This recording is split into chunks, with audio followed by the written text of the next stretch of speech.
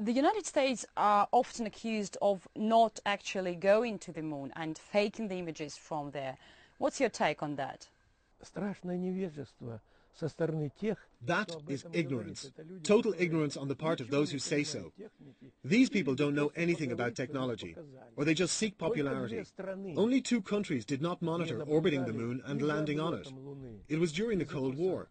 There were systems monitoring planes as well as rockets. Our radars monitored everything. We did not have a mission control center. There was a space communication military base in Moscow. Americans announced the start of Saturn V with Frank Borman as the commander. We observed the start of the rocket. Americans were transmitting it to the whole world, and only 2 countries were not watching, the Soviet Union and China, out of stupidity. We saw all 4 adjustments. Our systems saw how a huge meteor came from the south and landed.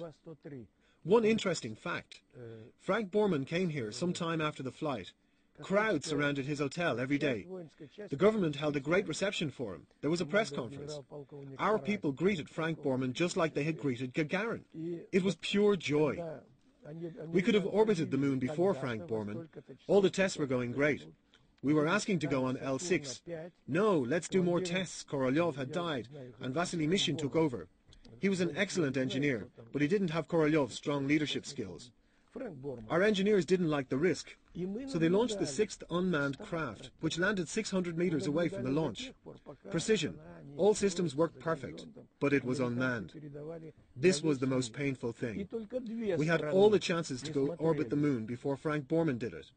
As far as landing goes, we were supposed to orbit the moon 3 times and then pick 2 crew members. Americans planned for 2 people to land. We planned 1.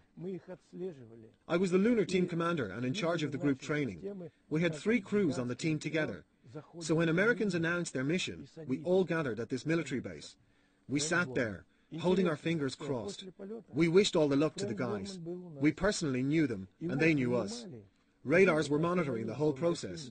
When the ship landed, their external cameras began to show the surroundings. We saw it all. Then the hatch opened, the next camera turned on. They really had thought it all through.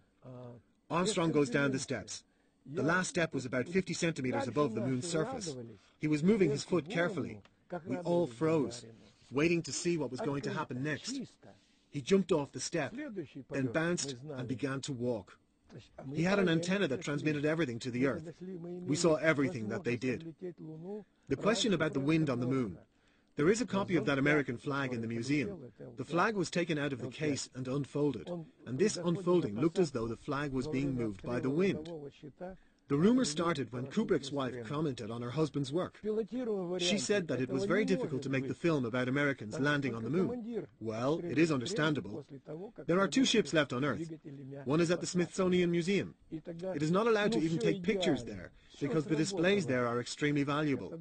And the second ship, the exact copy, is in Hollywood. So he did some of the shots there, things like landing, opening of the hatch, because otherwise viewers would not get the whole picture. So that's how the rumor about the landing on the moon footage being fake started. 2 people even went to prison for false witness. When it got to our journalists, they began to spread all kinds of nonsense. There were 2 idiots showing pictures of the Earth taken from the moon. They said they were optics specialists, and apparently it was impossible to take such a detailed picture of the globe with all the continents and even rivers. The funny thing is, we ourselves took this picture from our unmanned craft, using the camera made by one of Moscow's optical labs. We did this. How dare they say things like that? And we had 2 unmanned vehicles for 9 months there. It is such ignorance to say that Americans were never there. But we controlled our vehicles from the Earth. It is simply impolite. But it is even more impolite that only 2 countries did not watch the mission, China and the Soviet Union, both communist countries. It is just idiotic nonsense. They robbed their own people of this experience. It is like, if we didn't show it, that means it never happened. Like a cat that sneaks in somewhere with closed eyes, thinking it is invisible.